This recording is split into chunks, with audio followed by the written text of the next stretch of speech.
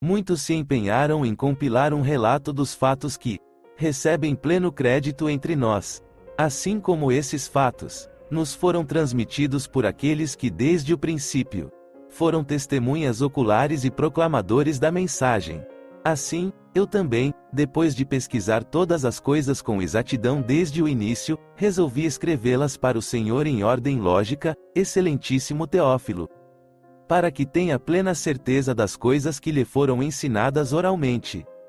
Nos dias de Herodes, rei da Judéia, havia um sacerdote chamado Zacarias, da turma de Abias. Sua esposa era uma das filhas de Arão, e o nome dela era Elizabete. Ambos eram justos diante de Deus e andavam de modo irrepreensível de acordo com todos os mandamentos e exigências legais de Jeová.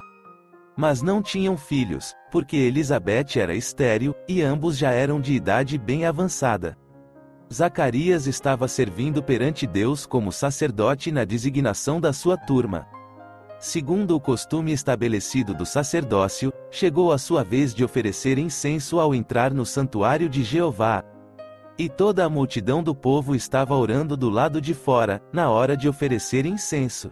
Então, apareceu-lhe o anjo de Jeová, em pé à direita do altar do incenso. Zacarias, porém, ficou aflito ao vê-lo e foi tomado de medo. No entanto, o anjo lhe disse: não tenha medos, Zacarias, porque as suas súplicas foram ouvidas, e sua esposa, Elizabete, lhe dará um filho, e você deve pôr nele o nome de João. Você terá alegria e grande felicidade, e muitos se alegrarão com o nascimento dele, pois ele será grande aos olhos de Jeová. Mas ele não deve beber vinho nem outra bebida alcoólica, e ficará cheio de Espírito Santo mesmo antes do seu nascimento. E fará muitos dos filhos de Israel voltar para Jeová, o Deus deles.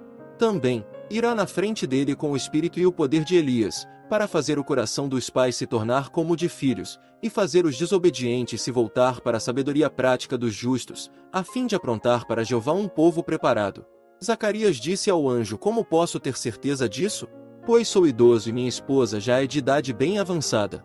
Em resposta, o anjo lhe disse: eu sou Gabriel e estou diante de Deus, fui enviado para falar com você e lhe declarar estas boas novas. Mas agora você ficará mudo e não poderá falar até o dia em que essas coisas ocorrerem, porque não acreditou nas minhas palavras, que se cumprirão no seu tempo determinado. Enquanto isso, o povo continuava à espera de Zacarias, e ficaram surpresos porque ele estava demorando muito no santuário. Quando saiu, ele não conseguia falar com eles, e perceberam que ele havia acabado de ver algo sobrenatural no santuário. Ele lhes fazia sinais, mas permanecia mudo. Quando se completaram os dias do seu serviço sagrado, ele foi para casa. Alguns dias depois, Elizabete, sua esposa, ficou grávida, e se manteve isolada por 5 meses. Ela dizia: é assim que Jeová agiu comigo nestes dias. Ele voltou sua atenção para mim, para tirar a minha desonra entre as pessoas.